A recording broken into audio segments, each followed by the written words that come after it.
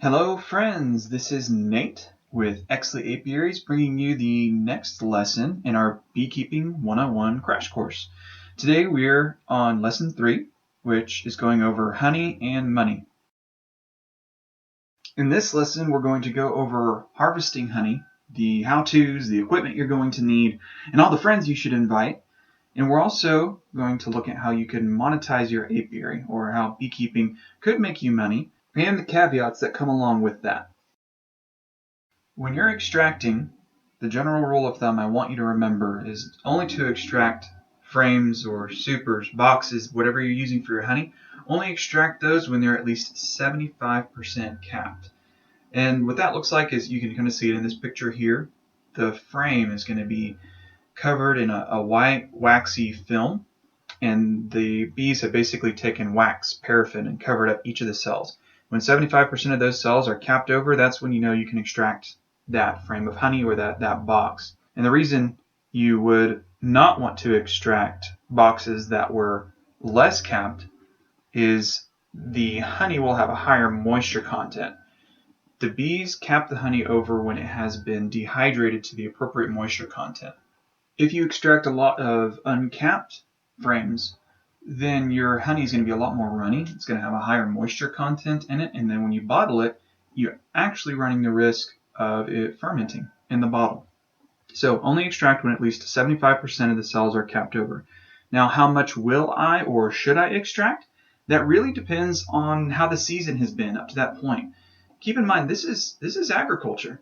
There's a lot of different variables that will go into how much you get and when. So a lot of that has to do with the rain and whether or not that rain brought about good mayflowers, a good honey flow. So keep all those factors in mind. It's going to depend.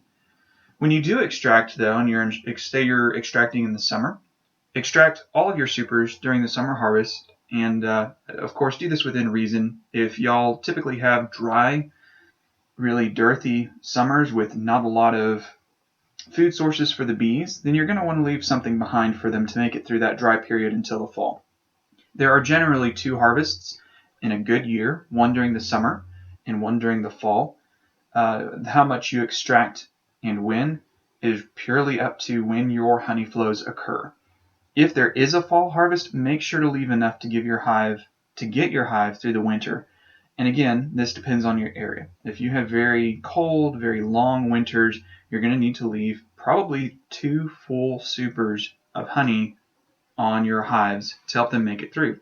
If you're here in the south, though, you can generally get by with whatever is in your brood box plus 1 full super. All that being said, make sure that you're feeding during the dearth months. You really can't afford to lose a hive over not leaving them enough, and just to make sure, feed them a 1-to-1 sugar water mix in the spring to help them get up, and a 2-to-1 sugar water mix in the fall to help them build their storage. Really, sugar is cheaper than honey, so it would be better for you to take the honey and feed them sugar than to simply leave a lot of sugar, because you got to get paid back somehow. We'll talk about that a little bit later on how you might make money in beekeeping. With feeding, keep in mind, don't feed up to harvesting. If you do that, then your sugar water will go into the honey cells, and you'll end up extracting a bunch of sugar water honey instead of actual true flower nectar honey.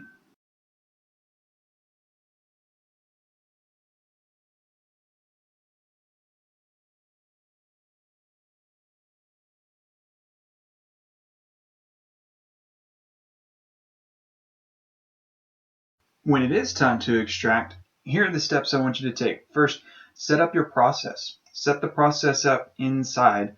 The smell of honey will attract robber bees. So if you're doing it outdoors, you're going to very quickly find out that you aren't the only one who really wants the honey.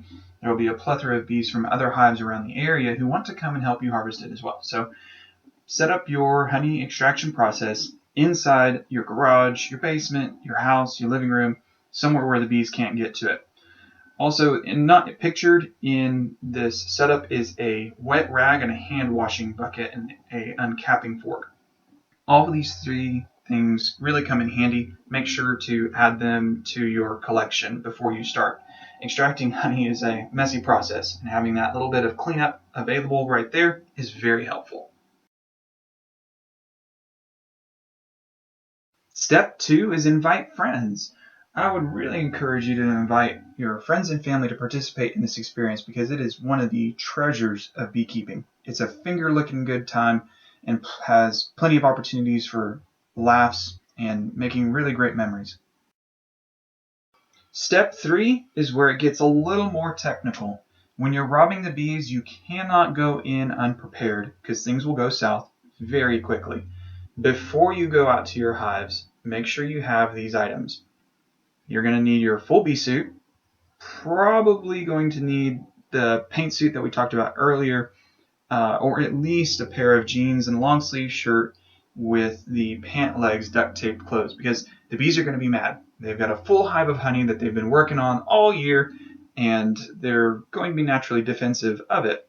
You will also need an empty super with a lid, and this is just to hold the frames that you pull out. You'll need your bee brush, your hive tools, a smoker with plenty of extra fuel. You cannot afford to run out of smoke halfway through the robbing process. You might want to consider using a stink board. This is optional though. It's just one way of getting honey out of a hive, and I'll talk about it more in a second. Consider also using a wagon or a wheelbarrow. This will save your back from having to make multiple trips with those heavy honey boxes. And then also bring a friend. It can be very helpful, although it is truly optional. So let's talk about a stink board really quick. A stink board is simply a lid that has a little bit of felt on the top of it, and you spray a stinky liquid onto that felt and put it on top of your hive. That smell pushes the bees out of your supers, so that way you can simply take the supers off a box at a time without having to go through the process I'm about to describe to you. So it's up to you whether you want to use that method. If you don't use the stink board method, then here's what your process is going to look like. Once you open up the hive, you'll smoke it. Don't smoke it too much because it can give your honey an off smoky flavor. Smoke the hive, take out each frame you want to extract. Gently brush the bees off with upward sweeps of your bee brush, and then place that mostly bee-free honey frame in your empty box and cover it with the lid to keep out robber bees. Now once that box is filled, you can take it inside for extracting.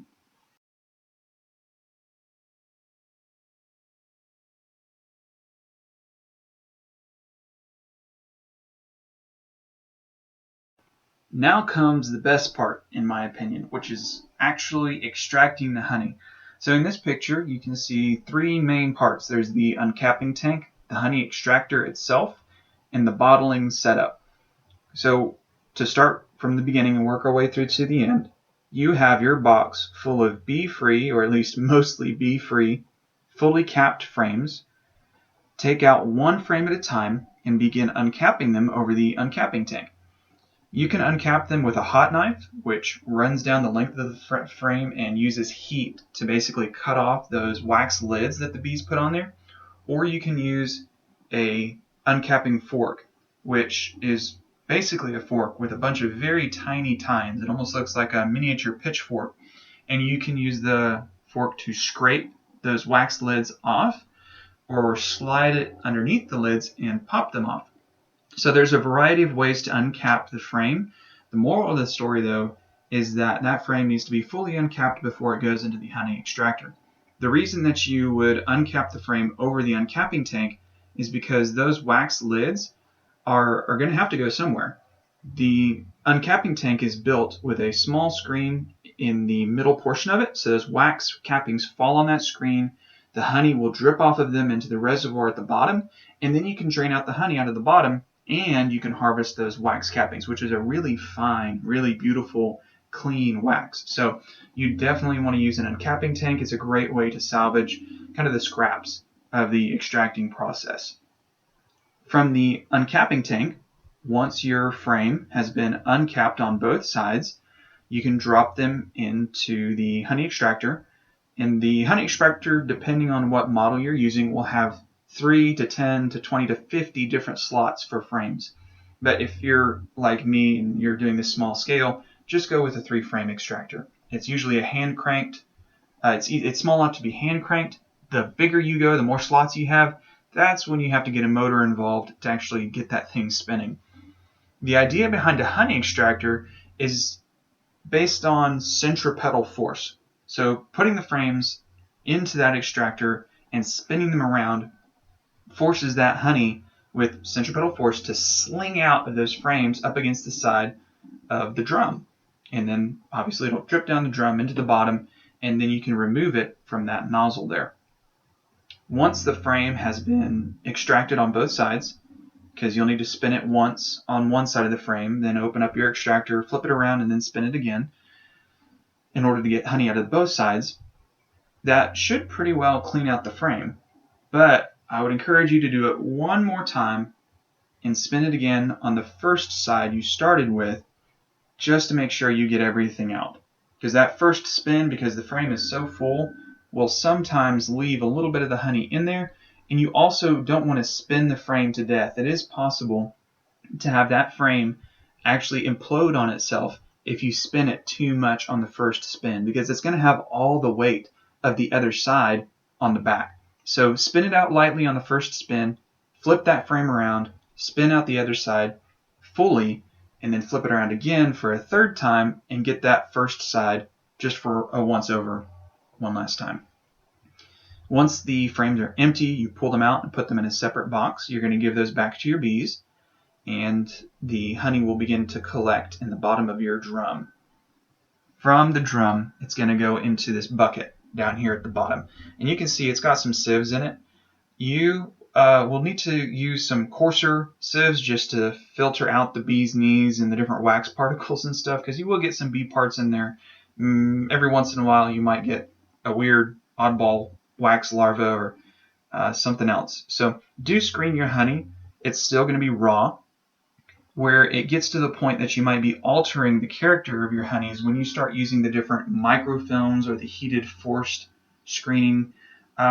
It's up to you how far you want to go with that. But pure raw honey is honey that's only been run through these screens and then maybe one microfilm just to get out any of the last wax particles. It's still retaining its integrity, and it has a lot of the good pollens and structure that you would expect raw natural honey to have. So from that first bucket that's sitting under the extractor, you take it and you dump it into your bottling setup bucket. And this is where you would want to leave the honey sit maybe overnight. It's going to let some of the leftover impurities, some of the foam, rise to the top. Any other wax particles will naturally float to the top, and you can scrape it off with a spoon. And that's up to you what you want to do with what you scrape off the top.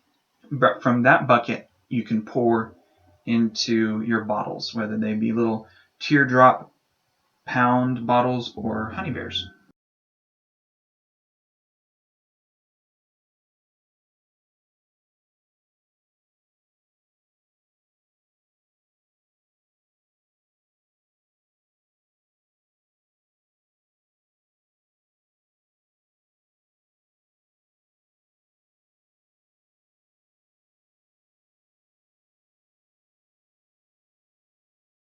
Lastly, return the empty frames to your bees, and they will clean out whatever residue of honey is left and fill them up again for next time.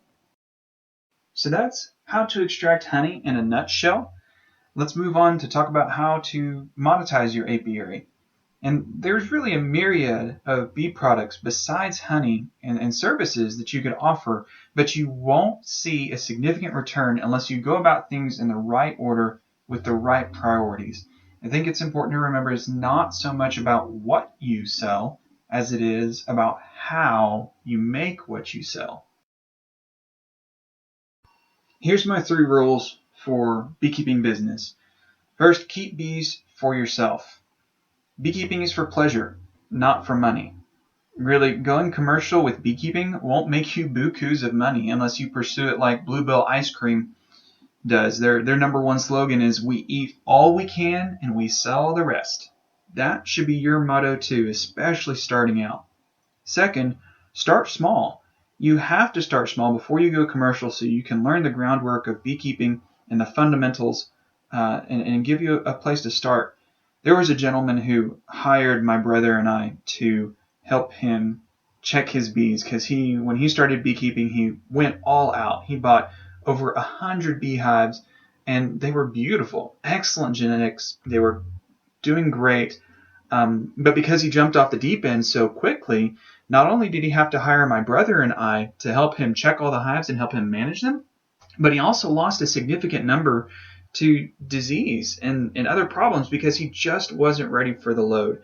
He was taking it on as a part-time side project, and that was way more than he could handle with the amount of time he had available. So don't jump in off the deep end. You're going to lose a lot of money. Bees are expensive starting out, and you want to build up to that commercial capacity or whatever capacity you want to be running at naturally. Start small. Last but not least, mind the gap. And what I mean by this is you need to know your target market and their needs. You need to know what their gaps are. Common targets that you can begin exploring, or common target markets, are farmers markets, locally owned stores, different festivals that might happen in your area, restaurants, of course, and then there's the online communities who need specialty items.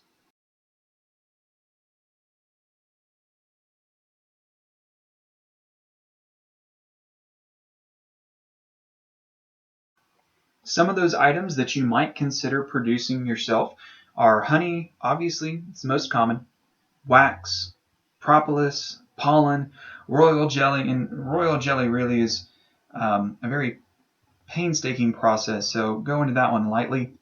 Soaps, lotions, mead, bee packages, and even genetics. You can start growing your own queens and selling those. There's also a variety of services you can offer, such as pollination services, swarm and hive removal services, and then educational demonstrations. Whatever you choose to make or provide, keep in mind that it's really not about what you sell so much as it is about how you go about it. There are a lot of beekeepers out there, some of them good and some of them bad. And the key part that stands out to me about the bad beekeepers that I've met are that they're in it for the money. And they tend to be cutthroat, and they really make it kind of a hostile environment to operate in. And that's not beekeeping. Beekeeping is a community activity where you're providing something incredibly valuable, not just to your own family, but to your neighbors and your friends and those in your town. If you can't get the first part right, where you are providing something valuable for yourself and for your family, then the last part does not follow without some, in my opinion, very painful side effects.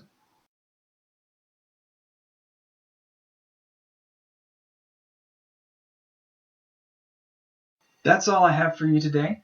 Thankfully, it's a little bit shorter of a lesson, but the lesson takeaways are that harvesting honey is a community event. Like I said, beekeeping is for not just your family, not just for you, it's for your community and those in your immediate circles of influence. Also, beekeeping is not a lucrative endeavor unless you do it for yourself first. Then, I would contend it's priceless. Next week, we're going to cover Lesson 5, which will be the last in our Beekeeping 101 crash course. We'll go over bee package installations, and we'll have a little bit of a graduation summary, and we'll talk about next steps, what comes after this course. So congratulations, you've made it this far. Next week is going to be our last lesson. If you enjoyed this week's lesson, please like and subscribe and post your questions to Exley Apiary on Facebook or in the comments below. Also, if you want to support Exley Apiary, go back through our videos and use the Amazon affiliate links to order your supplies. That will give us a little bit of a kickback and show us your appreciation. Other than that, make sure to share this with your friends, and happy beekeeping.